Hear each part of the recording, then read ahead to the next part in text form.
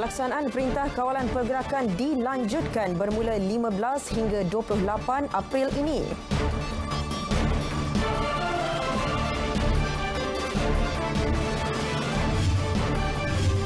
Kementerian Kesihatan dan Jabatan Peguam Negara bincang cadangan naikkan kompaun pesalah ingkar Perintah Kawalan Pergerakan PKP.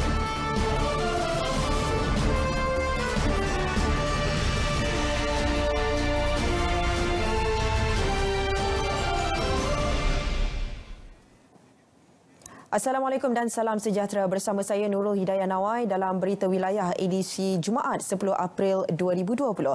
Berikut kita saksikan ulang siar perutusan khas Perdana Menteri Tan Sri Muhyiddin Yassin.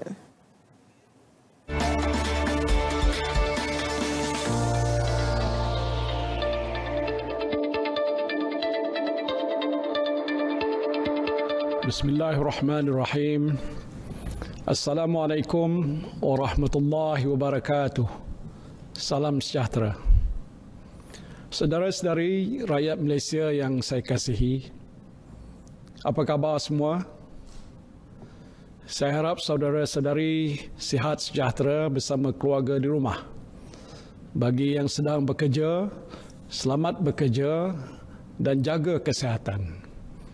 Sentiasa amalkan penjarakan sosial, jaga kebersihan diri, dan apabila balik ke rumah jangan lupa mandi dulu. Kemudian barulah buat apa-apa aktiviti bersama keluarga. Di awal ucapan saya ini, saya nak menzahirkan rasa terima kasih dan penghargaan saya kepada anda semua sebagai rakyat Malaysia. Anda adalah manusia yang hebat. Doktor dan jururawat yang berada di barisan hadapan, anda mengambil risiko setiap kali melangkah masuk ke ward. Tetapi anda terus melangkah dengan gagah untuk menyelamatkan nyawa orang lain. Walaupun letih, anda tidak mengeluh, tetapi terus berkhidmat dengan cekal. Terima kasih yang tak terhingga saya ucapkan. Terima kasih juga saya ucapkan kepada doktor dan jururawat di hospital swasta. Ketika hospital kerajaan sibuk merawat pesakit COVID-19, hospital swasta menerima pesakit-pesakit bukan COVID-19 untuk dirawat. Terima kasih juga kepada anggota polis dan tentera yang menjaga sekatan jalan raya. Anda berpanas, berhujan, tetapi terus menjalankan tugas. Syabas saya ucapkan. Juga kepada anggota immigration, Angkatan Pertahanan Awam, Bomba, Rela, pihak berkuasa tempatan dan lain-lain agensi yang turut membantu. Saya juga ucapkan terima kasih. Terima kasih juga kepada insan-insan yang bermurah hati membungkus makanan untuk dihantar pada para petugas di barisan hadapan. Mereka buat secara percuma tanpa mengharapkan apa-apa balasan. Anda juga adalah insan yang hebat sekali. Begitu juga kepada anda yang bekerja menghantar makanan, sama ada Grab Food, Food Panda ataupun lain-lain. Anda mengambil risiko. Orang lain duduk di rumah, anda keluar rumah untuk pastikan orang lain boleh makan. Jadi anda melakukan suatu pekerjaan yang cukup mulia. Pesan saya, jagalah kesihatan, jagalah keselamatan. Jangan bawa motor laju-laju. Anda jugalah insan yang hebat. Pendek kata, kita ibarat sebuah keluarga yang besar. Kita saling bantu-membantu ketika zaman susah. Kita jaga keluarga kita. Kita jaga jiran kita. Kita jaga masyarakat kita. Baik kita di kampung, di kawasan perumahan, di kondominium, di rumah flat, kita jaga kita. Kita jaga kita. Inilah nilai sebenar persaudaraan rakyat Malaysia tanpa mengira bangsa. Saudara-saudari yang saya kasihi, berdasarkan situasi terkini, pelaksanaan Perintah Kawalan Pergerakan telah dapat membantu para petugas kesihatan kita mengawal penularan COVID-19 ke satu tahap yang agak stabil. Menurut unjuran yang dibuat oleh Kementerian Kesihatan Malaysia, PKP yang dilaksanakan dalam tempoh hampir sebulan yang lalu telah sedikit sebanyak mengurangkan kebolehjangkitan dan penularan COVID-19. Dengan usaha-usaha yang telah dibuat, kes-kes positif COVID-19 adalah terkawal pada kadar 7%, iaitu di bawah benchmark 10% yang ditetapkan oleh Pertubuhan Kesihatan Sedunia atau WHO. Kadar kematian akibat wabak ini juga adalah rendah, iaitu 1.6% berbanding 5.8% kadar kematian di peringkat dunia. Setakat ini seramai 1,830 orang pesakit telah keluar daripada hospital. Dan ini bermakna 43% pesakit COVID-19 telah pulih. Syukur Alhamdulillah. Hari ini saja jumlah pesakit yang pulih ialah seramai 220 orang. Melebihi jumlah kes positif baru iaitu sebanyak 118 kes. Jumlah kes positif baru juga telah menunjukkan penurunan sejak beberapa hari yang lalu. Jika tren penurunan ini berterusan untuk tempoh 2 minggu yang akan datang, insya-Allah kita akan dapat mengawal wabak COVID-19 ini daripada terus menular. Namun begitu, kita tidak boleh mengambil mudah situasi yang sedang pun berlaku ini. Penularan wabak ini masih di peringkat pertengahan dan memerlukan tindakan pencegahan serta kawalan yang berterusan. Malahan, usaha-usaha mencegah wabak ini mesti diperhebatkan lagi bagi memutuskan rantaian penularan jangkitan. Ini termasuk memberi tumpuan khusus kepada kumpulan-kumpulan sasar yang dikenal pasti menjadi punca penularan wabak ini. Sehubungan itu, berdasarkan nasihat daripada Kementerian Kesihatan Malaysia dan pakar-pakar perubatan, kerajaan hari ini memutuskan untuk melanjutkan pelaksanaan Perintah Kawalan Pergerakan untuk tempoh 2 minggu lagi, iaitu daripada 15 April sehingga 28 April 2020. 15 April sehingga 28 April 2020. Lanjutan tempoh ini dibuat untuk memberi ruang kepada petugas-petugas kesihatan memerangi penularan COVID-19 selain mengelakkan penularan semula wabak ini dalam masyarakat kita. Dan tindakan ini adalah selaras dengan pandangan WHO yang menyarankan negara-negara supaya tidak menamatkan Perintah Kawalan Pergerakan terlalu awal. Dan seperti mana yang berlaku di beberapa buah negara, penularan wabak ini meningkat semula apabila Perintah Kawalan Pergerakan ditamatkan. Apa yang saya nak sebutkan di sini ialah kita mesti bersedia untuk berhadapan dengan situasi ini bagi satu tempoh masa yang agak lebih lama. Ianya mungkin berlarutan untuk tempoh beberapa bulan sebelum kita dapat betul-betul pastikan penularan wabak ini diatasi 100%. Itu pun kehidupan kita mungkin tidak boleh kembali seperti sedia kala. Selagi virus ini masih ada, amalan penjarakan sosial mesti diteruskan.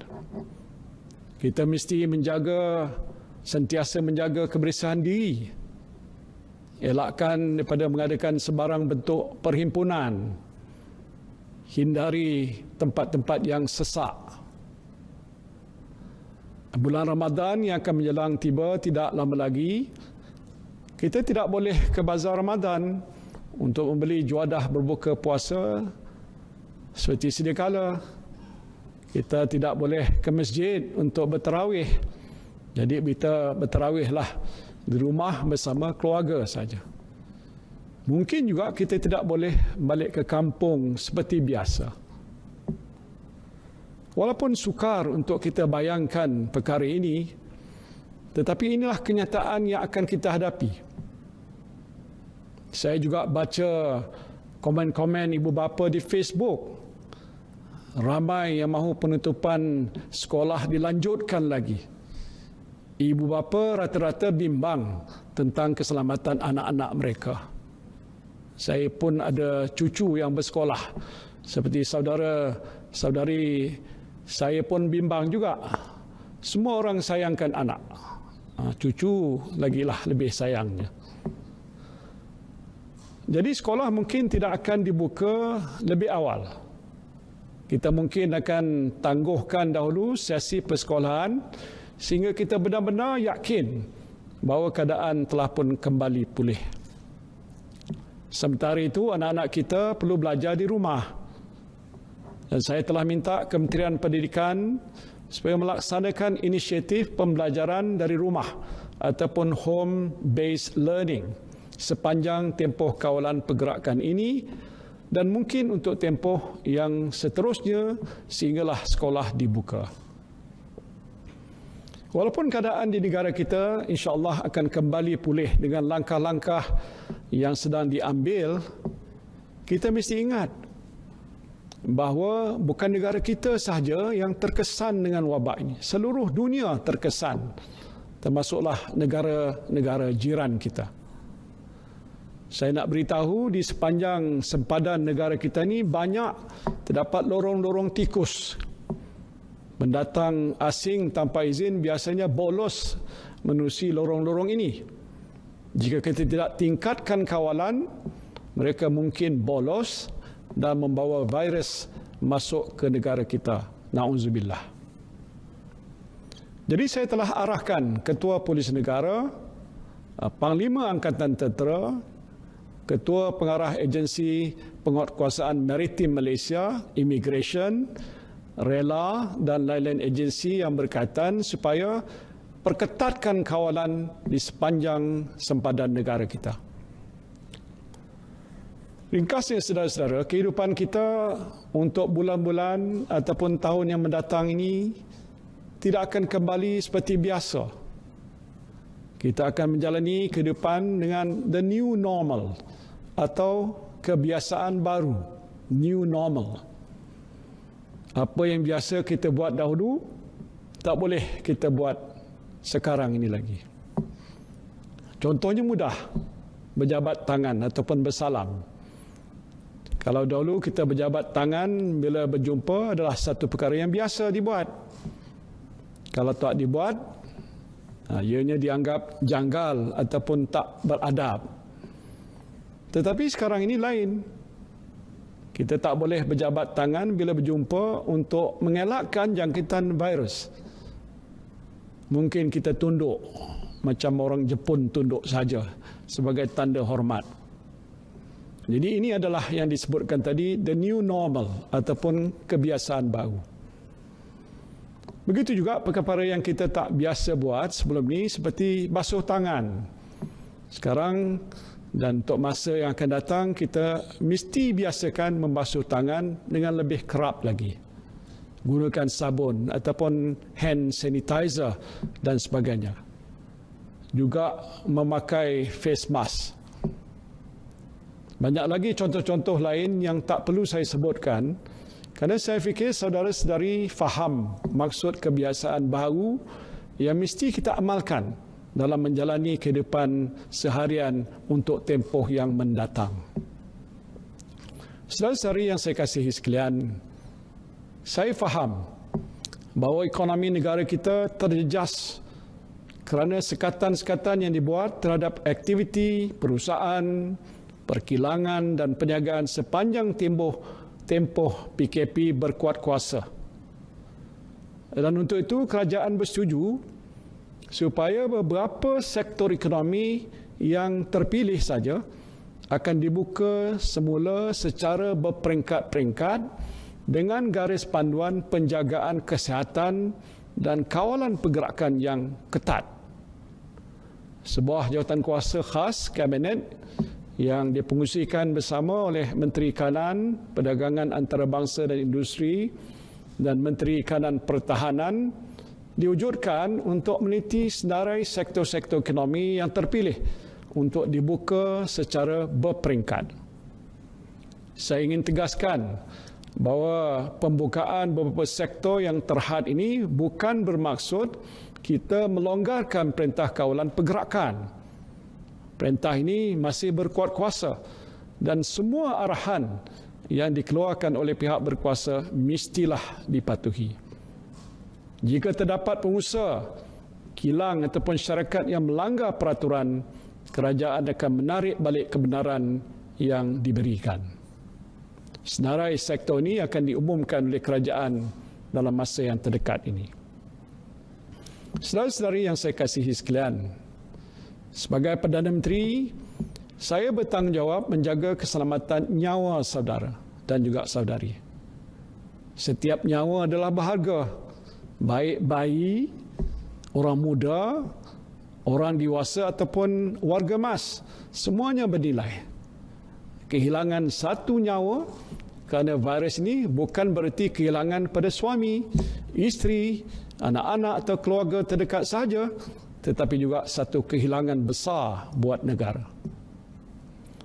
Kerana itu, marilah kita bersama-sama menjaga kesihatan diri kita, keluarga kita dan orang-orang di sekeliling kita dengan mematuhi perintah kawalan pergerakan. Let me remind you that the war on COVID-19 is not yet over. The fight is still on. We are doing well so far. We just uplift your spirit and continue to fight. If we persevere, insyaAllah we will win. Saya bertuah kerana anda semua adalah insan yang berdisiplin dan patuh kepada undang-undang. Tahap pematuhan PKP di negara kita adalah tinggi dan ini menunjukkan saudara-saudari semua faham akan kepentingan menjaga kesihatan dan keselamatan diri. Teruskanlah sikap yang terpuji ini. Teruslah berusaha, berdoa dan bertawakal. InsyaAllah kita akan berjaya mengharungi ujian ini bersama-sama. Kepada Allah jugalah kita berserah. Terima kasih. Wabillahi taufiq wal hidayah. Wassalamualaikum warahmatullahi wabarakatuh.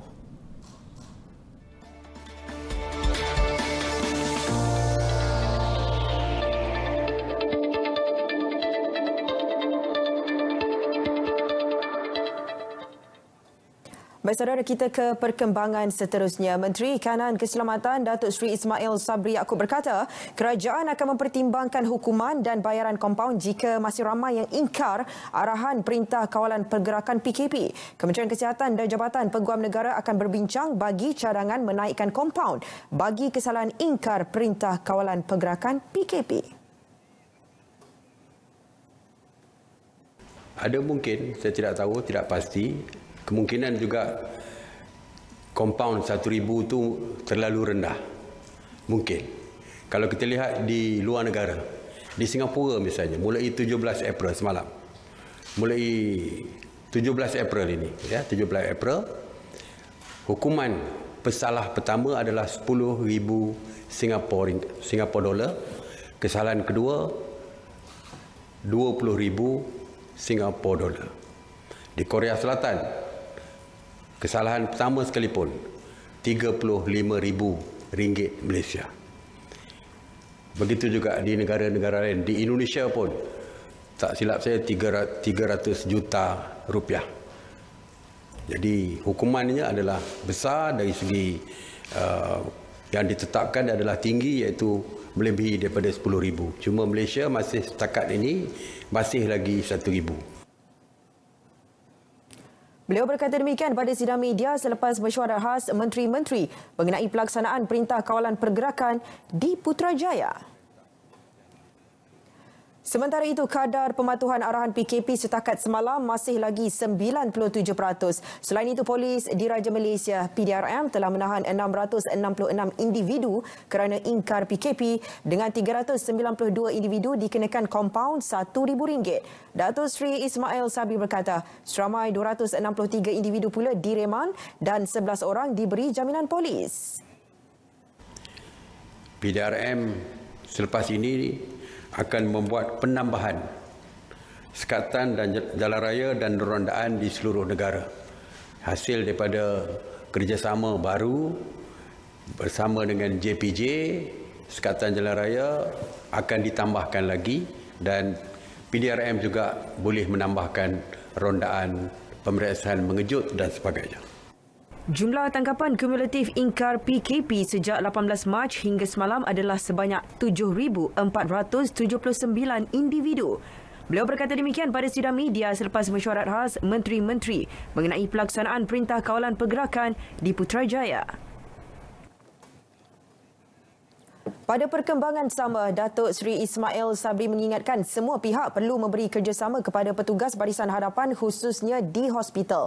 Jelasnya, tindakan boleh diambil terhadap individu yang menghalang penjawat awam, terutamanya petugas barisan hadapan yang menjalankan tugas mereka. Tegasnya, proses rawatan COVID-19 dijalankan terhadap pesakit tidak mengira kedudukan kerana tiada golongan terkecuali daripada dijangkiti virus berkenaan. Saya harap ini kesedaran sendirilah. Ya. Kerana COVID-19 tidak kenal dari kayangan ataupun daripada bumi. Ya, mereka tak kenal siapa. Tak ada siapa yang boleh dibezakan oleh COVID-19 ini. Ya, walaupun kaya raya pun akan tidak terkecuali daripada dijangkiti oleh COVID-19. Walaupun dari segi undang-undang, saya percaya mungkin ada, iaitu yang menghalang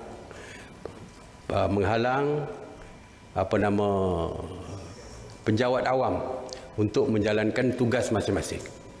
Saya percaya mungkin perkara ini boleh digunakan. Dan saya haraplah mereka yang berkedudukan tinggi itu sepatutnya lebih bertamadun daripada orang lain.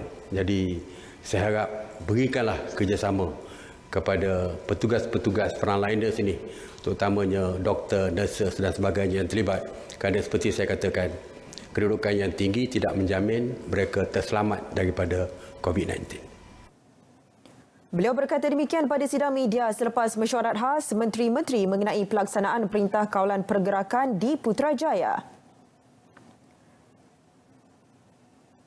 Berkaitan operasi sanitasi awam COVID-19 pula, Datuk Seri Ismail Sabri berkata 1,125 operasi sanitasi di 83 zon termasuk 24 zon merah dan 15 zon jingga telah dijalankan Kementerian Perumahan dan Kerajaan Tempatan KPKT. Semalam, sebanyak 171 operasi sanitasi meliputi 51 zon di 12 negeri termasuk 43 kawasan di Johor dan 39 kawasan di Kuala Lumpur. Kawasan yang turut dinyah cemar adalah 773 bangunan kerajaan, 496 tempat awam, 422 pusat perniagaan dan 100 pasaraya. Jelas beliau, sebanyak 4 PPR telah dinyah cemar menjadikan jumlah keseluruhan 34 PPR telah selesai disanitasi melibatkan 34,295 unit rumah. Dalam pada itu, mengenai pengurusan pusat kuarantin, beliau berkata sebanyak 146 pusat kuarantin telah beroperasi berbanding 143 pada hari sebelumnya, iaitu 10,328 individu sedang menjalani proses kuarantin wajib. Polis Johor mengenakan kompaun terhadap 48 individu semalam kerana ingkar Perintah Kawalan Pergerakan PKP. Mereka dikenakan kompaun RM1,000 selepas ia dikuatkuasakan bermula 8 April. Ketua Polis Johor, Dato' Ayub Khan Maidin PC dalam satu kenyataan berkata, jumlah keseluruhan yang ditahan setakat ini adalah 1,154 orang. Daripada jumlah itu, 754 orang telah didakwa di mahkamah. Kes disiasat dan didakwa mengikut Seksyen 186 Kanun Keseksaan dan Seksyen 270 Kanun Keseksaan. Selain itu, mereka turut disiasat di bawah Seksyen 22(B) Akta Pencegahan dan Pengawalan Penyakit Berjangkit 1998, Akta 343 serta Peraturan (3) Pencegahan dan Pengawalan Penyakit Berjangkit (Pengisytiharan Kawasan Tempatan Jangkitan) 2020. Peratusan pematuhan terhadap Perintah Kawalan Pergerakan PKP di negeri ini menurun semalam iaitu 97.25% berbanding 97.34% kemarin. Baik saudara, bagi mengetahui cuaca semasa, kita langsung ke Jabatan Meteorologi bersama rakan pegawai Wan Muhammad Hafiz. Silakan, Wan.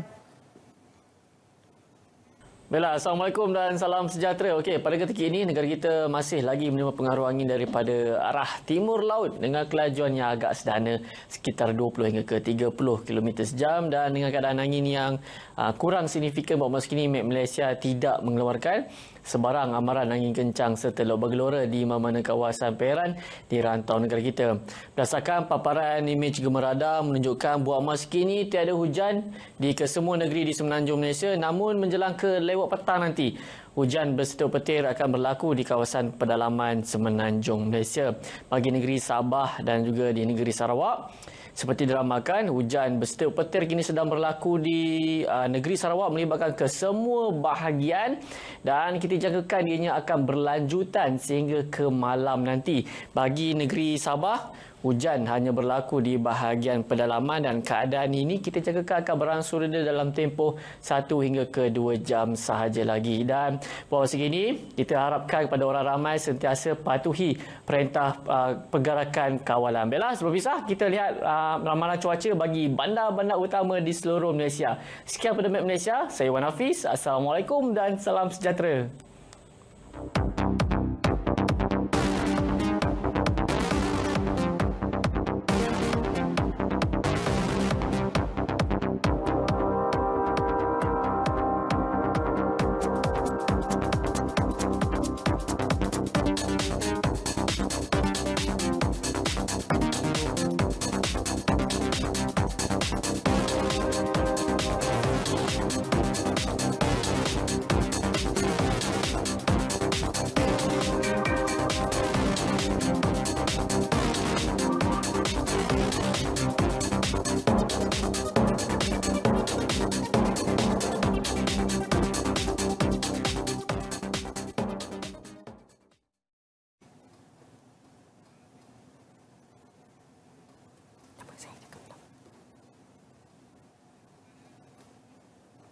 Baik saudara, sekarang ini sama-sama kita ikuti sidang harian bersama dengan Ketua Pengarah Kesihatan, Datuk Dr. Nur Hisham Abdullah, langsung dari Putrajaya.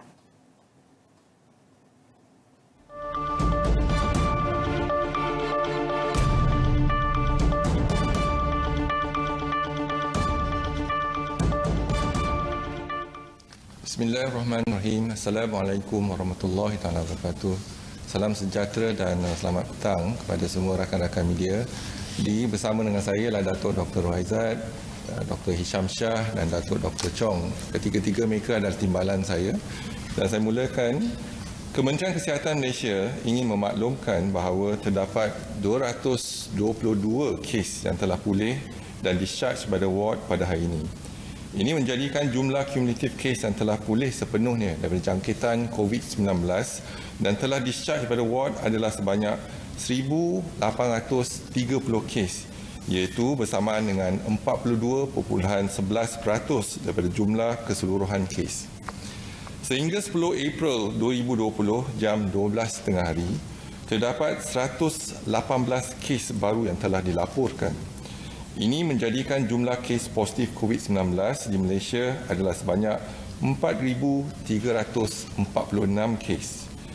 Ini bermakna bilangan kes yang discharge hari ini adalah melebihi bilangan kes yang baru dilaporkan. Sehingga kini seramai 69 kes positif COVID-19 sedang dirawat di unit rawatan rapi. Daripada jumlah tersebut, 40 kes memerlukan bantuan pernafasan. Daripada maklumat terkini yang dilaporkan kepada CPRC Kebangsaan, duka cita dimaklumkan bahawa terdapat pertambahan 3 kes kematian berkaitan dengan COVID-19. Justru jumlah kumulatif kes kematian COVID-19 di Malaysia adalah sebanyak 70 kes bersamaan dengan 1.6% daripada jumlah keseluruhan kes.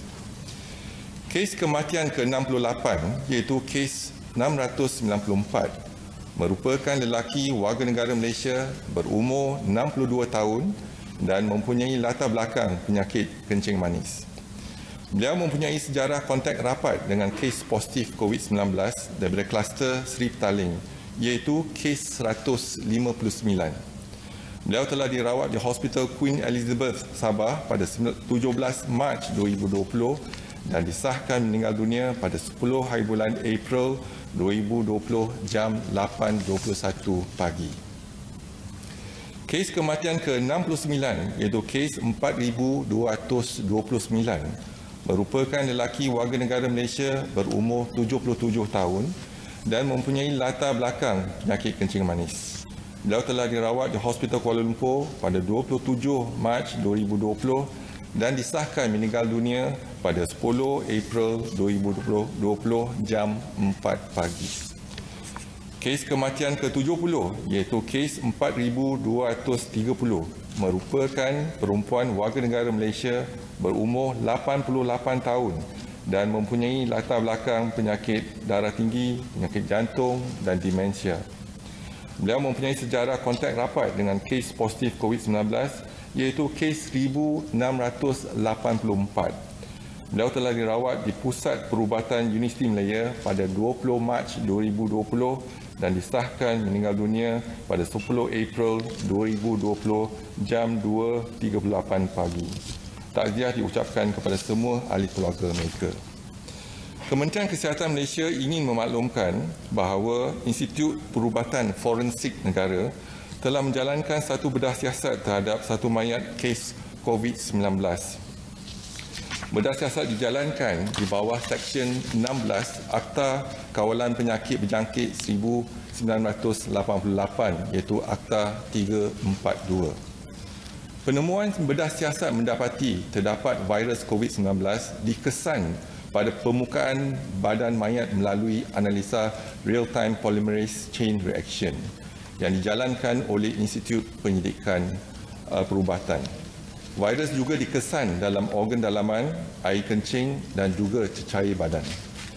Penemuan baru ini adalah selaras dengan pandangan yang dikemukakan oleh Kementerian Kesihatan Malaysia sebelum ini dan dipersetujui oleh Mesyuarat Jawatan Kuasa Muzakarah Khas Majlis Kebangsaan bagi Hal Ehwal Agama Islam Malaysia yang telah bersidang pada 15 Mac 2020 serta Majlis Perundingan Malaysia Agama Buddha, Kristian, Hindu, Sikh dan Taois pada 16 Mac 2020.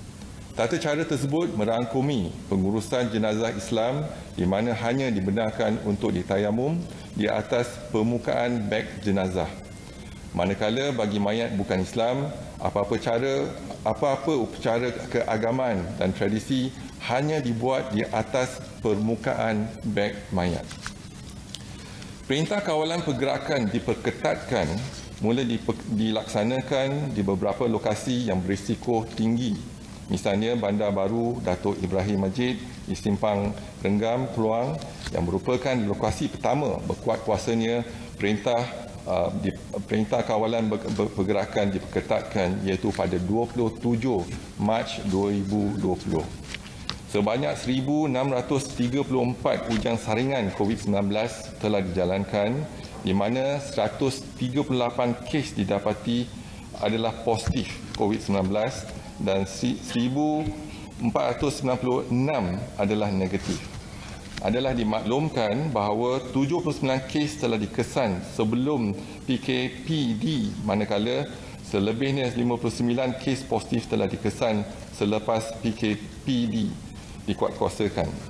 Terdapat 3 kes kematian COVID-19 dari kawasan ini iaitu kes 1,114, kes 1,251 dan kes 2,627. Kawasan sekitar Bandar Baru Datuk Ibrahim Majid telah dikenal pasti buffer zone iaitu meliputi kawasan Kampung Datuk Ibrahim Majid, Kampung Parit Penghulu, Kampung Parit Saleh dan Taman Sri Bayu yang dianggarkan mempunyai penduduk seramai 1,800 orang. Pengesanan kes secara aktif telah dilaksanakan atas sekitar 1,500 orang dengan 359 orang daripada mereka telah menjalani saringan sampel berdasarkan penilaian risiko. 13 kes didapati positif, 88 kes negatif dan 258 kes dalam proses ujian makmal. Pelbagai aktiviti telah dijalankan semasa tempoh PKPD termasuk bancian penduduk, aktif case detection daripada rumah ke rumah, pengambilan sampel, aktiviti disinfeksi berkaitan dan promosi kesihatan. Jadi Kementerian Kesihatan Malaysia menyambut baik pelanjutan 2 minggu Perintah Kawalan Pergerakan seperti yang diumumkan oleh Yang Amat Berhormat Perdana Menteri sebentar tadi. Ini akan memberi peluang dan ruang kepada kerajaan untuk memerangi penularan COVID-19. Sebelum kita dapat menilai semula tahap keberkesanan serta keadaan semasa jangkitan COVID-19. Berdasarkan pada situasi terkini COVID-19 di Malaysia, didapati pelaksanaan Perintah Kawalan Pergerakan telah dapat membantu Kementerian Kesihatan Malaysia membendung penularan penyakit ini kepada satu tahap yang stabil. Ini dapat diperhatikan daripada trend kes COVID-19 dan trajektori yang diunjurkan melalui kajian yang telah dijalankan oleh Kementerian Kesihatan Malaysia. Namun begitu, ianya masih di peringkat pertengahan dan masih memerlukan tindakan pencegahan serta kawalan yang berterusan. Malahan, ianya perlu dipesatkan lagi bagi memutuskan rantaian penularan jangkitan melalui peningkatan aktiviti sedia ada serta beberapa pendekatan baru dan khususnya kepada kumpulan sasar tertentu. Ini adalah wajar seperti mana yang telah disebut oleh Dr. Tedros, Ketua Pengarah Pertubuhan Kesihatan Sedunia pada 25 Mac 2020, iaitu tindakan agresif seperti melaksanakan Perintah Kawalan Pergerakan dapat memberi peluang pada sesebuah negara untuk mengharungi jangkitan COVID-19. Dr. Tedros turut mengingatkan bahawa tindakan untuk menamatkan perintah ini dengan terlalu awal boleh mengakibatkan penularan semula COVID-19 di sesebuah negara. Dikuatiri kes penularan COVID-19 mungkin akan rancak kembali berlaku di kalangan masyarakat. Orang ramai akan terus dijangkiti, warga emas dan golongan berisiko tinggi akan terkesan dan kapasiti sistem kesihatan akan semakin tipis untuk melawan gelombang yang mungkin lebih besar daripada apa yang kita lihat setakat ini. Sekian, terima kasih. Kalau ada apa-apa soalan, silakan.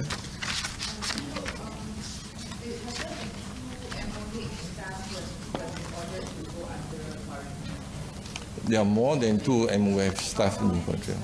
We do have a list. Those who actually been exposed, for example, I informed earlier, 20% of staff have been exposed, particularly when they are serving in the hospital or clinic, and the patient did not inform them, for example, of close contact with a positive patient, and when we test them, they are positive, or some of our staff have a close contact with a positive patient, then the whole department has to be screened and action being taken. So they will be put on quarantine for a period of 14 days. What are the numbers for those screened, tested positive and negative for the Sri Petaling cluster? So for Sri Petaling cluster, the list is, I think, if you look into the Sri Petaling cluster, I think now that we are looking into more than the cases that have been informed, and action been taken for the cluster. But now we are not involving the index case, but mainly we are looking into the family members as well as the close contact. As we mentioned earlier, the whole network of cluster related to the 756 cases of the index cases are related to the family members and the close contact. So we do have names of more than about 40,000, those who have not been infected, but when we look into the family members of the index case, for example, so we are looking into the potential family members that can be infected. So the list is about 40,000, and then we make sure that we educate them if they have any fever or symptoms, come forward for us to do the testing. But what are the numbers of those who have been tested? How many was the number? I'll give it to you the details because every day we have these numbers, you know. Yeah, my question is, all people are concerned about the curve of the pandemic. When will the peak come, and how many cases will have at that time, and also what will happen in the upcoming 2 weeks? We have seen some of the modeling being done, like from JP Morgan and also Malaysian Institute of Economic Research. For the prediction from JP Morgan is that on the 14th of April, that we have a peak. Basically, about 6,900 positive patients, 14th of April. Today, and JP Morgan's modeling is based on assumption, looking into other countries and the distribution, and using that distribution in the initial phase, and to explain that our projection is about 6,900. Malaysian Institute of Economic Research, for example, they are using the modeling and looking into the prediction of perhaps we are getting around 8,000 or 9,000 patients within the next 1 week. But what is the reality is that we are looking into our cases, monitoring it very closely, and although from Malaysian Institute of Economic Research and JP Morgan, they are based on assumption. But our analysis based on reality, that means we are using our daily data and key in the data as accurate as possible. And if you can get a very accurate data, then you can have a better prediction. Now, our prediction have shown that our trend are quite stable at the moment, and we did not see any exponential surge. And perhaps also we might have the peak. For the last week was perhaps our peak, because now you see that our cases are getting less and less. So that is a good sign for us. Then we have our prediction as well in terms of the infectivity. Before the MCO be implemented, phase 1 or phase 2, we have calculated our infectivity of R0. That means R0 is 3.55, which means that if one person is infected, and he will infect 3.55 people. That is the R0 initially before we implemented. Now, when we look into today, and we are monitoring very closely, we managed to bring down the R0, which means that the MCO phase 1 and phase 2 is very effective for us to bring down the R0, because when everybody stays at home, the infection will be less. So the infectivity will be less as well. So the R0 from 3.55, we brought it down to 1. And we expect on the 14th of April, the R0 will be 0.9. So if it's 0.9, that means they are not infecting 1% positive, they are infecting only 0.9%. So less than 1% been infected, which means we are able to control the infectivity of this COVID-19. So what we intend and we advise the Prime Minister is to extend another 2 weeks of the MCO. By extending the 2 weeks of MCO, it gives us more time to put our action, our activities, and to make sure that we can contain and we can actually break the chain of infection, meaning to bring down the R not further down than 0.9. So if that's the case, we are on the right track. So from the experts from the public. Kerajaan Negeri Johor telah mewartakan 80 stesen kuarantin di negeri itu setakat jam 8 malam semalam bagi menyekat penularan COVID-19. Esko Kesihatan dan Alam Sekitar R. Vidyanathan dalam satu kenyataan berkata, seramai 1,456 orang sedang ditempatkan di 22 stesen kuarantin di negeri berkenaan. Daripada jumlah berkenaan, 1,402 individu dikategori sebagai individu dalam pemerhatian, manakala 54 lagi adalah pesakit dalam siasatan. 1,161 merupakan orang awam termasuk warga Malaysia yang bekerja di Singapura, 150 ahli jemaah tabligh dan 145 pelajar yang pulang dari Indonesia. Dalam perkembangan sama, operasi sanitasi awam telah dilaksana di 455 lokasi sejak 27 Mac hingga hari ini. Baik saudara, kita kembali semula ikuti perkembangan sidang media harian bersama dengan Ketua Pengarah Kesihatan. Local Malaysia, 5 of the local Malaysian and 1 Americans. More importantly is that they indirectly have association with the Chinese from China. So the infection then was involving 22 positive patients, and we managed to treat them well, and all of them has been discharged. And then we have a gap of 11 days. We have no patient at all, and so they say the calm before the storm. And we got our case 23rd, who came back. She came back with a family from Tokyo, for example, for a tour in Tokyo, and she was positive. Then case 24 is a Japanese lady living in Malaysia for the last 3 years, also been back to Tokyo and Jakarta. And case 25th is the same, have a history of travel before. So all the cases that we've seen after the second wave is basically their imported cases.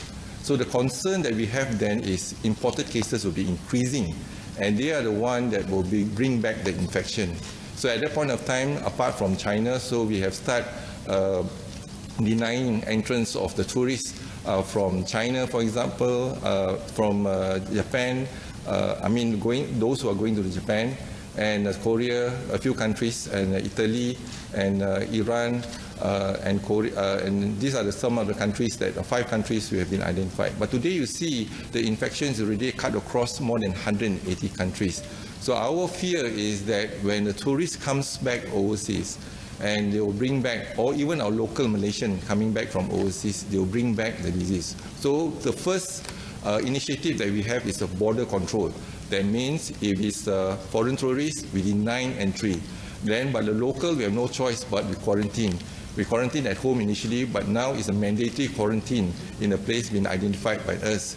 Then control of movement. So the first is border control, second, control of movement. And this is where we have suggested the MCO, phase 1, phase 2, and phase 3. When we control the movement, then we can break the transmission from one individual to another individual. So and the community must come together in terms of to avoid public gathering, social distancing, frequent hand washing. These are some of the activities that we suggest all Rakyat Malaysia to do it. So hopefully by doing so, we can break the chain of the infection of COVID-19. But how many Chinese citizen patients in hospital now? Chinese, basically now, only we've seen the Chinese citizen in the first wave. In the second wave, majority are Malay, and yesterday we have announced that foreign nationals, about 416, if I'm not mistaken, but majority is still local. There's no Chinese citizen. So far we have not documented, right? Okay. So mainly because we already stopped from the 18th of March, stopping any tourists from China or other countries coming to Malaysia. Of the number of patients in the ICU or on ventilator right now, how many have recovered and how many have died? So from ICU, we're just looking at percentage. So out of the total percentage that we have today, if you were to look into our cases, we have 4,346. 4.9% of them been managed in the ICU. And the mortality, if I mentioned earlier, is about 1.6%, so you can do the calculation there. So the rest, discharge is about 40%, 30 to 40%, so that is our discharge. But some of them are already out of ICU, but still been managed in our COVID ward until they are negative for more than 24 hours. So if their test is negative more than 24 hours, then only we discharge them. So the reason is now if you were to look into the cases that have been discharged, almost about 42.1% from the ward. So out of 1,830 cases, our discharge rate about 42%, 42.1%. This is from the ICU. Yeah. No, this is for total cases. ICU is only 5%. You can do the calculation there from 5%. 4.9% to be precise. So you calculate 4.9% of the total been managed in ICU. And the mortality is 1.6%. Right? So you can calculate from there. And discharge from that group, about 30%, 30 to 40%. But the rest are still managed in the COVID ward.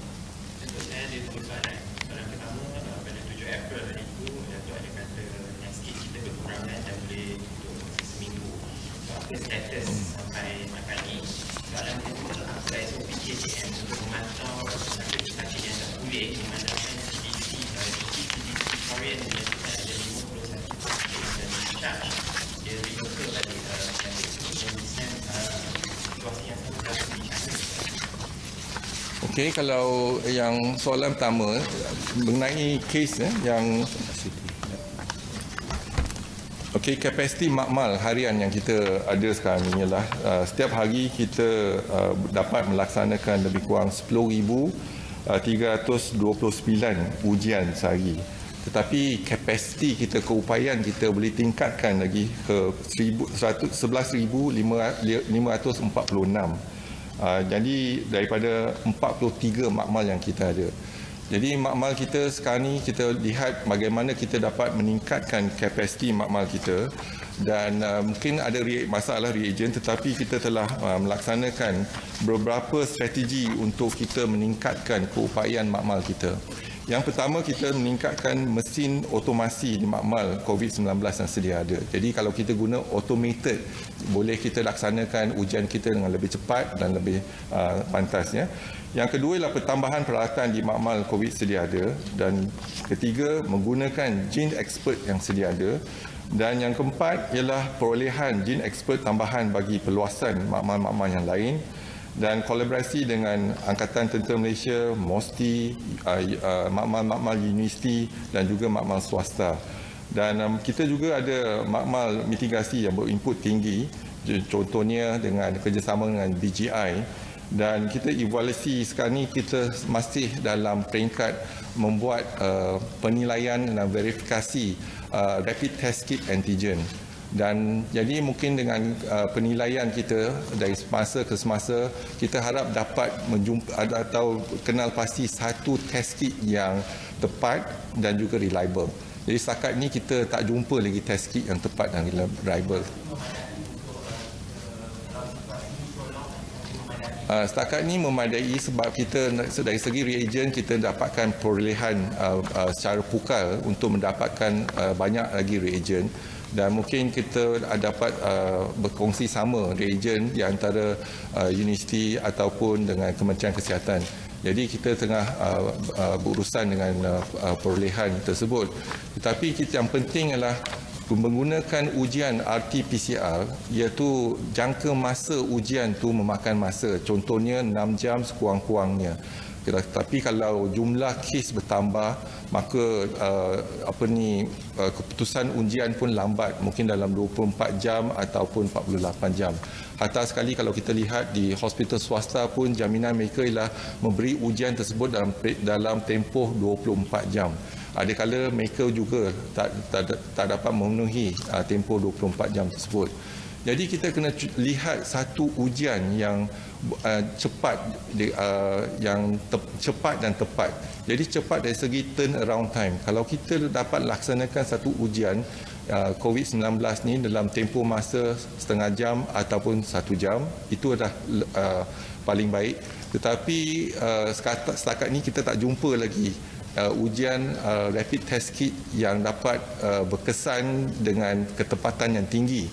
Dan yang kedua ialah dari segi point of care testing. Berarti kita tak payah hantar spesimen tu ke makmal. Jadi kita boleh laksanakan ujian tu dengan cepat dan tepat di tempat tersebut. Contohnya di klinik ke ataupun di hospital. Jadi kalau kita dapat laksanakan ujian tersebut, maka lebih memudahkan kita untuk mendapatkan ujian dengan cepat, dan pending cases pun akan kurang sebab pending dia menunggu keputusan. Kalau keputusan lebih pada 24 jam, 2 hari pending contohnya.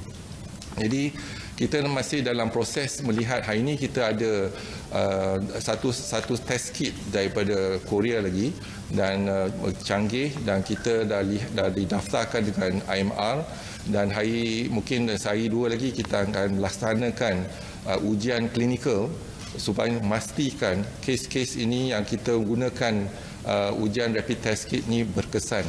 Sebab kita tak nak ulang kesilapan, contohnya di negara Sepanyol, dan baru-baru ni kita memaklumkan di UK juga mereka membeli rapid test kit, dan bila sensitivity dia kurang, jadi false negative and false positive. Kalau kita ada false negative dan false positive, ada kemungkinan yang negatif kita kata positif dan positif kita kata negatif. Yang mana kita kata negatif sebenarnya positif. Ini uji semula dengan RT-PCR positif pula. Yang ini mungkin jadi ada ketidakketepatan dari segi melaporkan ujian. Jadi apa yang penting ialah ujian yang kita guna mestilah tepat dan sebolehnya cepat.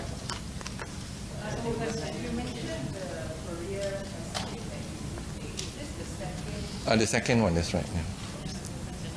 It is said that Chinese medical team will come soon to support Malaysia. Could you tell us a little about this?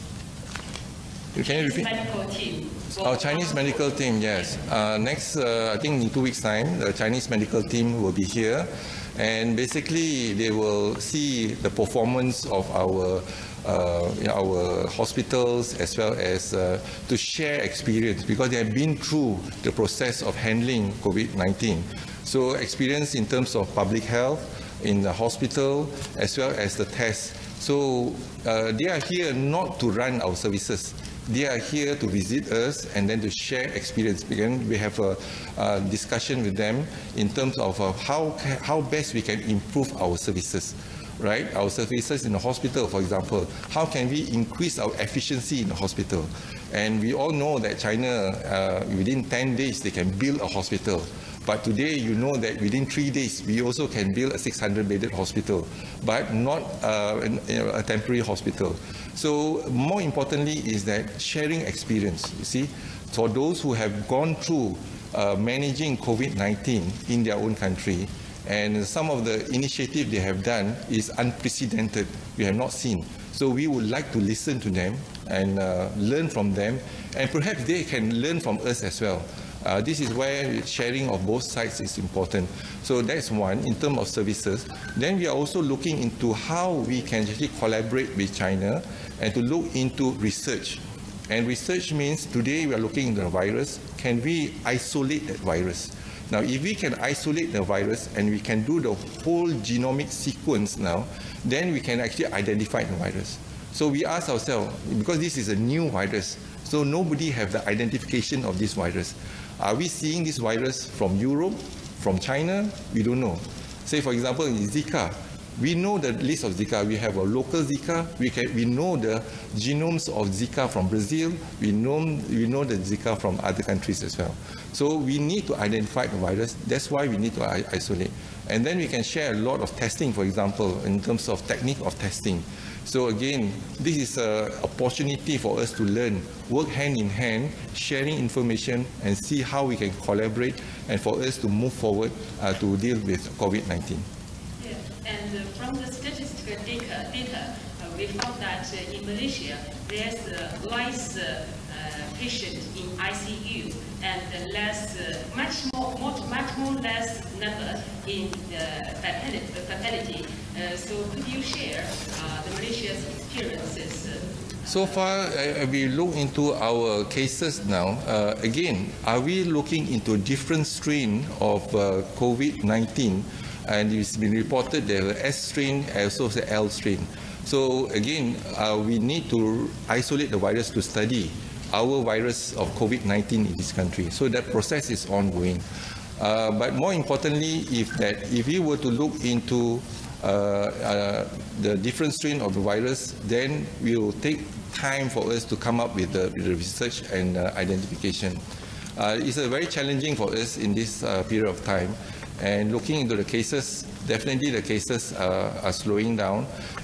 But what's more important that our cases, 88% of cases have positive and mild symptoms, 88%.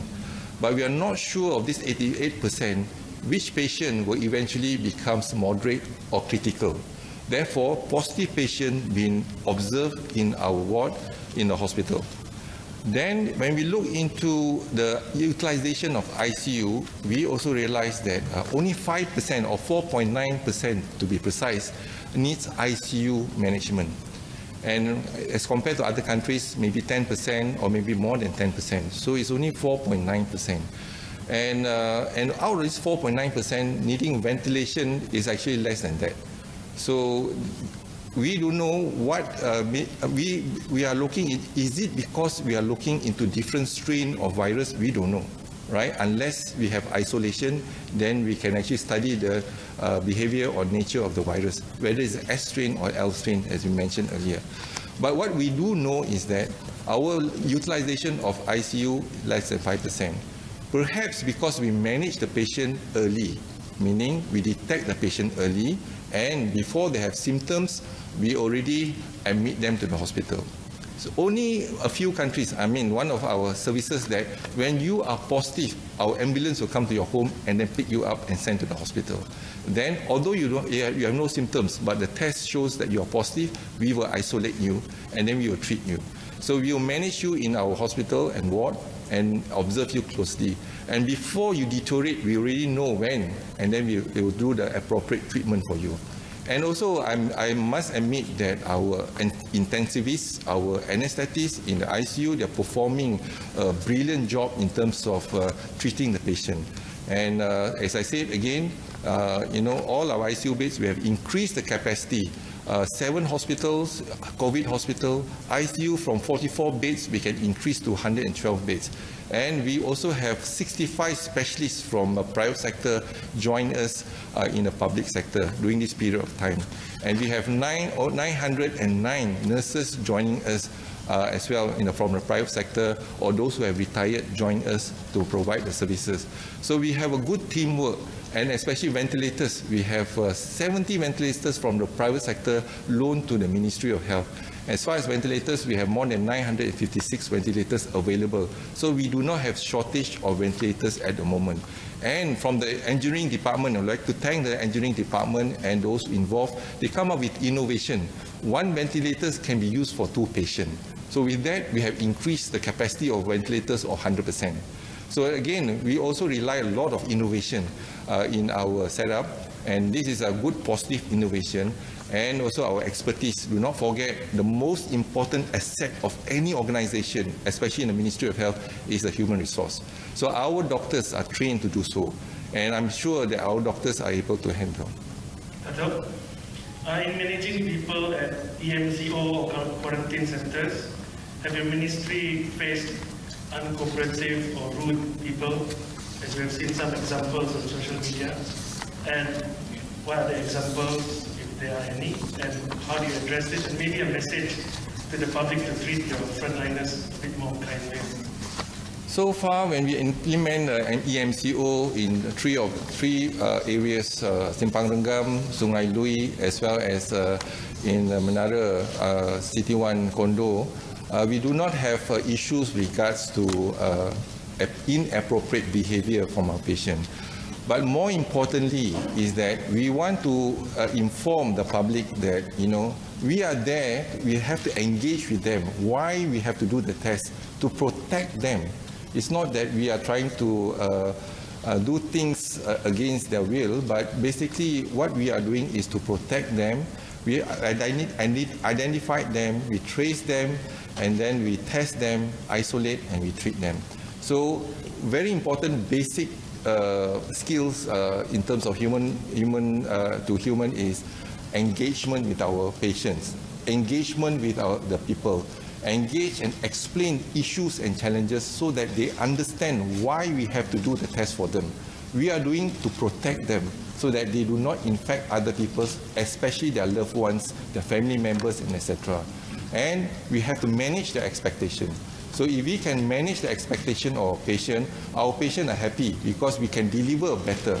So we can see from the social media and all, some of patients that has been discharged, they share their experience in terms of And we also learn from them how can we improve further. So it's both ways. It's not we treating them, they are our partners to treat the patient. So we always engage with the patient, what to do, what not to do, explain to them all the issues and challenges, and they are part of the team to manage the COVID-19. So this is where I think engagement is important. And the same message we want to tell the people out there is that when we come to you, it's because we care for you. That's why we want to test you so that we prevent you from infecting your family members and we prevent you from infecting the community.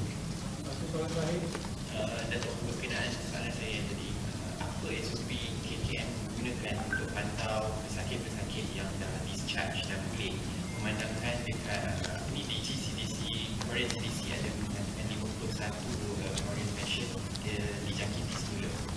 Jadi sebelum pesakit kita dibenarkan balik, kita akan adakan counselling walaupun dia dah negatif 2 kali dalam tempoh lebih pada 24 jam. Dan sebelum kita balik, kita juga akan memberi counselling kepada mereka, iaitu pertama, mereka kena amalkan social distancing. Dan kedua, sentiasa mencuci tangan. Dan ketiga, cuba elakkan public gathering dan sebagainya. Jadi counselling tu kita maklumkan kepada mereka, mereka boleh dijangkiti kembali. Walaupun biasa dia kita lihat mereka adalah walaupun dah dikesan antigen tu negatif, ada kala dia antibody itu tak cukup. Dia ada antibody tapi tak cukup untuk mereka kalau dijangkiti semula. Jadi the antibody is not protective yet. So kadang-kadang kalau kita lihat, kalau kita dah dapat immunization dan kita kena ada booster untuk dapatkan antibody yang lebih. Jadi ada kemungkinan mereka akan dijangkiti tapi peratusan jangkitan semula tu tak tinggi. Jadi kita harap mereka dapat mencegah daripada dijangkiti daripada merawat ketika dijangkiti. Kita ada follow up macam biasa. Kalau yang mereka daripada luar negara, jadi tak ada follow up. Contohnya dari negeri China, kita dah discharge. Jadi daripada 416, biasa dia kalau kita detect positif, kita akan maklumkan International Health Regulation negara berkenaan. Contohnya kalau kes satu positif, Malaysian positif di Brunei contohnya, mereka akan maklum pada kita. Sama juga kalau kita dalam jemaah tabligh hari itu ada 25 negara. Kita maklum pada 25 negara, the IHR tu. Sama juga kalau 416 kes yang positif, kita maklum pada IHR, International Health Regulatory Committee di negara masing-masing, mana mereka dikesan positif di sini. Jadi itulah kerjasama erat antara Kementerian Kesihatan iaitu IHR. Kita pun ada International Health Regulatory Committee di Kementerian Kesihatan dan ini dikeluarkan oleh WHO. Jadi kita ada rangkaian network, rangkaian kerjasama International Health Regulatory di bawah payung WHO. Kalau pasien ada jangkiti sekali, kita ada follow up ataupun susulan melihat pesakit kembali dan kita akan lihat semada perlu atau tidak ada gejala kembali dan apa kita monitoring lepas kita discharge daripada ward.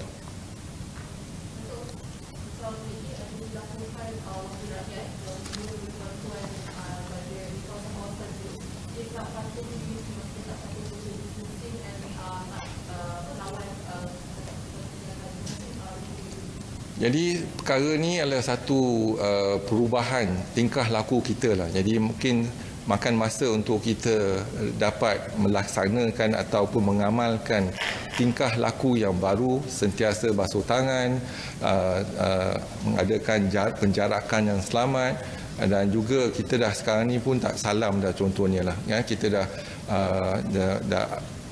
elakkan daripada bersalaman. Jadi inilah cara baru kita kalau kita nak elakkan daripada dijangkiti.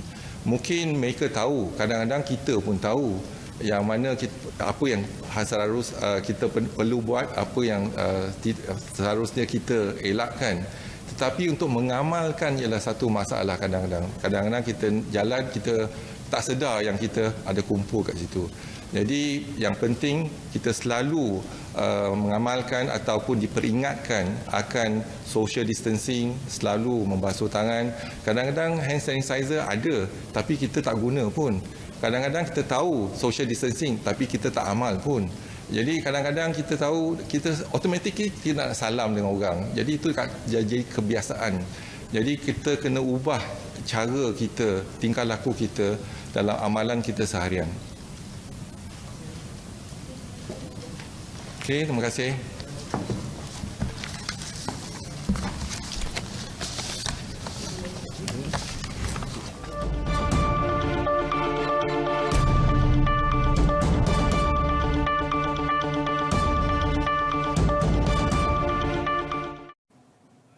Kita ikuti harga bahan bakar mingguan bermula tengah malam nanti hingga 17 April depan.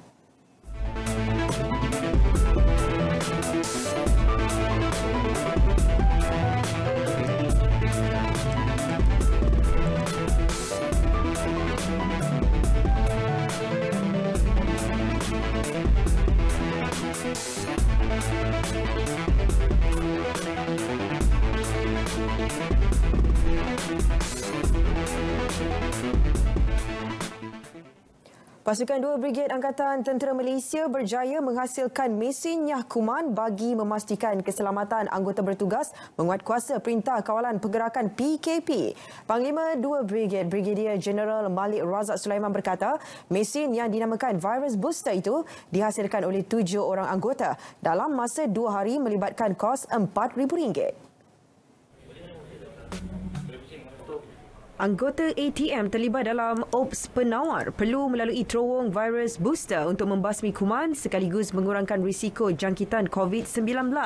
Kita telah membangunkan mesin ataupun gerbang untuk pembersihan sanitize kita punya badan ni, di mana kita menggunakan bahan-bahan lokal yang ada, kita satukan dia dan dengan atas nasihat kita punya pegawai perubatan, kita campurkan liquid Dettol dan sebagainya mengikut kepada nisbah yang betul, yang tidak mengancam kesihatan kita. Beliau berkata demikian selepas mengadakan demonstrasi penggunaan mesin berkenaan di markas 2 Brigade Ipoh. Seramai 31 pegawai dan 780 anggota lain-lain pangkat terlibat sepanjang Ops Penawar dan dibantu markas Armada Barat dan Tentera Udara Diraja Malaysia TUDM meliputi 12 daerah di negeri ini.